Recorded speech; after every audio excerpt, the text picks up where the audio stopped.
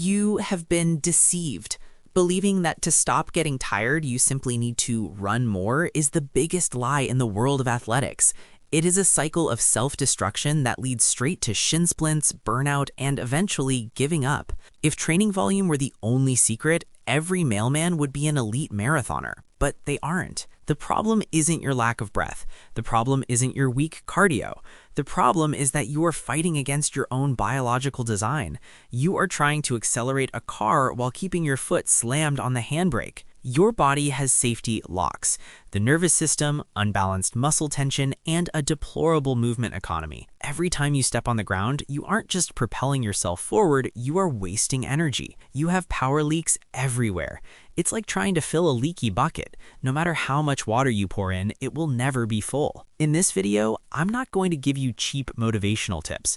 I'm going to give you the mechanical manual for your body. Let's uninstall the brakes, seal the energy leaks, and transform your running into an almost perpetual process. Get ready. Let's deconstruct fatigue layer by layer. Pillar 1, running economy, the end of leaks. To never get tired again, you need to understand the kinetic chain. Most amateur runners run as if they were fighting the asphalt. Each stride is a shock against the ground that sends destructive vibrations through the joints. This consumes oxygen. This consumes glycogen. The overstriding error. The biggest mechanical mistake is overstriding. You project your foot too far ahead of your center of gravity. Do you know what that does? It turns your leg into a rigid pole. Instead of propulsion, you generate a braking impact. With every step you take, you are asking your body to stop. The whip analogy. Imagine a whip. The force travels smoothly through its length to the tip. If there is a knot in the middle, the energy dies there. Your body is the whip. If your torso is rigid or your arms cross the midline of your body, you've created a knot. The energy that should be taking you forward is being dissipated in useless rotations. Mechanical efficiency checklist. High cadence. Aim for 170 to 180 steps per minute. Short, quick steps reduce ground contact time. Less time on the ground means less time for gravity to beat you. Landing under the hip. Your foot should touch the ground directly beneath you, not in front. Minimal vertical oscillation. Running is not jumping. If you move up and down too much, you are wasting energy against gravity. You want to glide over the asphalt, not bounce over it. Pillar 2, the aerobic engine. The lie of intensity. Here is the science most ignore. You get tired because you are metabolically inefficient.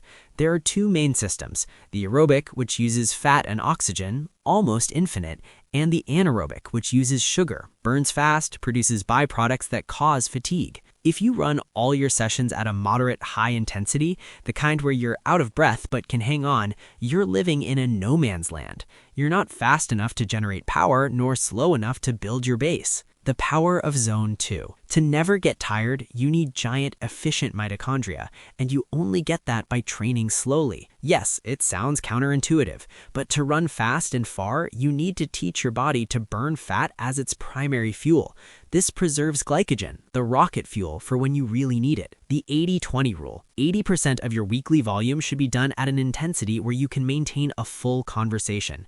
If you can't talk, you are activating metabolic brakes prematurely. Pillar 3, tendon stiffness. Free energy. Do you want to know how Kenyans seem to float? They utilize elastic energy. Your tendons, especially the Achilles tendon and the plantar fascia, work like springs. When your foot hits the ground, these structures store energy and return it during the propulsion phase. This is free energy. It doesn't cost oxygen. The problem? Most runners have rusty springs. Their tendons are soft. Rate of force development. RFD. You need tendon stiffness. Without it, every step is purely muscular. Muscle tires, tendon doesn't. To turn your legs into steel springs, you need specific exercises. Pogo hops, short, fast jumps using only the ankles. Focus on minimum ground contact time. Depth jumps, dropping from a box and jumping immediately. This trains the nervous system to process extreme loads instantly. Pillar 4, the central governor. The brain's lie. Fatigue isn't just a physical event, it's a psychological protective event. There's a theory called the central governor theory. Your brain is like a speed limiter on a truck engine. It starts sending signals of tiredness, pain, and burning long before your muscles actually fail. Why? Because it wants to ensure you have reserves for emergencies. It is lying to you. How to hack the nervous system. You don't beat the central governor with willpower. You beat it with calculated exposure. High-intensity interval training. HIIT. By pushing the body to the limit for 30 or 60 seconds, you show the brain that chaos is safe. You recalibrate the fire alarm. Biofeedback. Learn to differentiate fatigue pain from injury pain. Fatigue is just information. Treat it like data on a screen, not a command to stop. Crucial exercises for the tireless runner. Bulgarian split squat. Running is a one-legged sport. If you don't have unilateral stability, you have an energy leak in the hip. The Bulgarian split squat eliminates valgus collapse, knees caving in. Romanian deadlift, RDL, strengthens the posterior chain.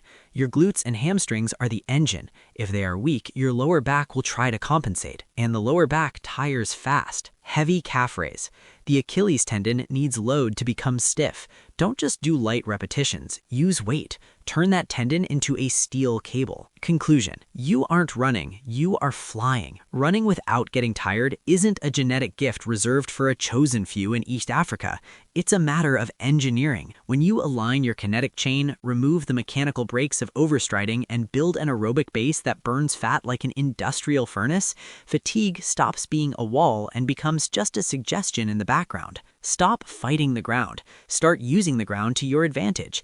Each layer we discussed today, economy, metabolism, elasticity, and mental control, feeds the next. Skip one of these layers and your power disappears. Integrate them all, and you won't just be running, you will be flying. The asphalt hasn't changed. The distance hasn't shrunk. It is you who has become a more efficient machine. Go out there, remove the brakes, and see how far you can go when you finally stop fighting against yourself.